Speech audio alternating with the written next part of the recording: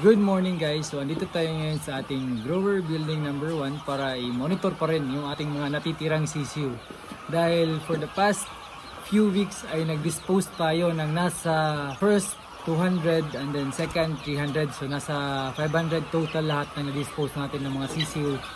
So yung isa ay 1 month old, tapos yung isa naman ay nasa 1 month and I think 1 or 2 weeks old. Ngayon guys ay pag-usapan natin yung gradual shifting ng ating feeds from Integra 1000 papunta sa Integra 2000. So guys, very important na i-discuss natin ang shifting ng feeds dahil ito ay nakaka-affect sa paglaki ng ating mga alaga. Unang-una, nag-adjust din yung digestive system nila. Dito sa poultry guys, itong batch natin ngayon ay medyo magastos ito dahil yung ginamit natin ay Integra 1000. So mahal yun compared sa ordinary lang na chick booster ng other brand. So yung ordinary na chick booster ay nasa I think 1,700 to 1,800. Tapos yung Integra 1000 ay more than 2,000 per sack. That's 50 kilos na preparation ng feeds. Kaya napamahal tayo sa ating mga sisiu. And supposed to be dapat 3 weeks lang or 2 weeks lang yung pagbigay natin ng Integra dahil nga mahal masyado. But since hindi ka agad available yung starter, kasi plano ko after 2 weeks i-starter ko na kaagad.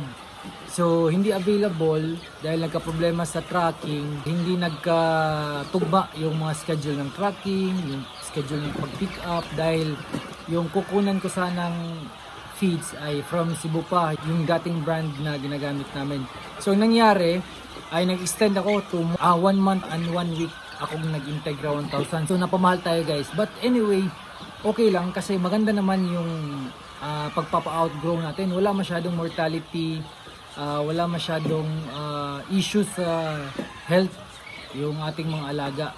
And then malulusog, nasa tamang timbang. Kumbaga, na-hit natin yung target body weight at the same time, na-hit din natin yung target uniformity, yung pagkakapantay-pantay ng body weight ng ating mga alaga. Very important yan guys dahil dapat yung flock natin ay nasa more than 80% uniform yung weight. So meron akong formula kung paano kunin yung weight uniformity ng mga sisiu. Hanapin nyo na lang sa aking mga videos. So ngayon, pag-usapan din natin kung paano tayo mag-shift.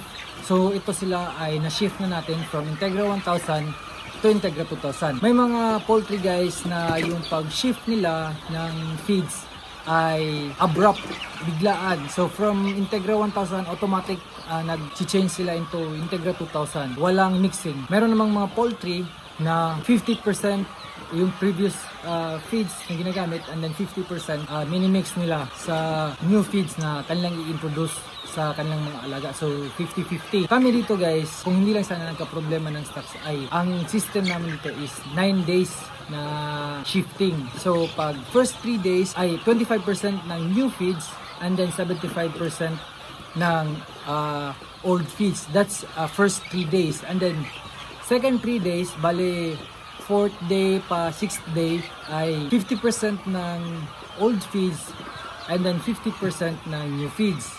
And then the last 3 days ay mag-introduce tayo ng 75% ng new feeds and then 25% na lang ang old feeds. And then the rest, and then after ay new feeds na lahat. So ganyan kami guys mag-introduce ng feeds. Tapos in every change ng feeds ay nagdi-deworm kami. So yan ay makakatulong sa paglinis ng digestive system, makakapag-increase ng feed absorption at the same time makaka-eliminate ng mga possible worms or mga bulate sa digestive system ng ating mga alaga. Ito na ngayon ang itsura ng ating mga sisiu.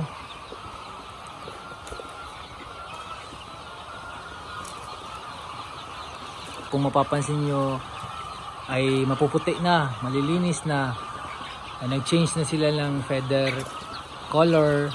Yan, naka-Integra 2000 sila. Maganda yung pagpapalaki. Kompleto na to ng basic vaccination ng nasa 1.5 program ng vaccination. So nakadibik na din ito. First dibik pa lang.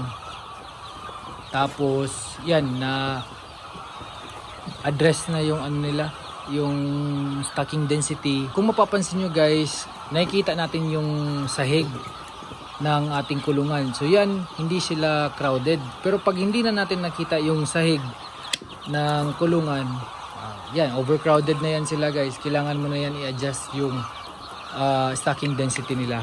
So nabawasan na nga ito ng nasa 500 heads. So meron tayong total dito no, na nasa 1,500 na lang yung natitira.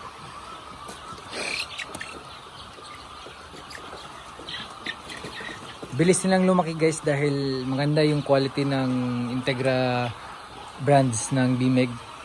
Yung problema lang ay sobrang mahal. Sabi nga ng veterinary consultant natin ay mabibigat. Parang pang ano to, pang meat type.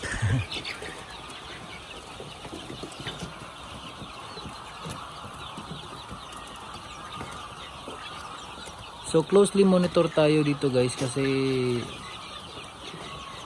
possible na magkaroon ng mga sakit, magkaroon ng sipon, and then baka may mga bulate. As long as nasusunod natin yung program natin, walang problema. So by the way guys, yung sinabi kong shifting ay kapag same brand lang naman yung ginagamit nyo, pwede na yung 50-50 or pwede kahit mga 6 days lang yung pag-shift ng feeds para hindi naman masyado mabigla yung gut ng ating mga manok, no? Pero kapag yung feeds na gagamitin nyo ay iba-ibang brand, ay mas maganda talaga kapag nasa 9 days na shifting yung susundin natin para less yung impact sa ating mga alaga. Hindi masyado ma-stress yung mga manok at saka hindi masyado mahirapan mag-adjust yung kanilang gastrointestinal system. Karamihan kasi kapag nag-a-adjust ng feeding or feeds, after ilang weeks ay pumapayat yung ating mga alaga kasi nga hindi masyado naka-adjust yung digestive system nila. So very important na ma-maintain natin yung body weight ng ating mga alaga until such time na ready na sila mangitlog. So kung ano yung required body weight na nasa 1.1 to 1.2 ay yun yung dapat nating ma-hit, no, kapag nasa point na sila ng laying period. Kasi kapag masyadong payat or masyadong mataba ay nagkukos din ito ng prolapse kapag nag-egg drop na yung ating mga alaga. So very important na constant at saka nahihit natin yung every milestone, every week na body weight nila para hindi tayo magka-problema kapag nasa laying stage na sila. So guys, maraming salamat sa panonood nyo ng video ito at sana ay may natutunan naman kayo ngayon. Happy poultry farming! Bye!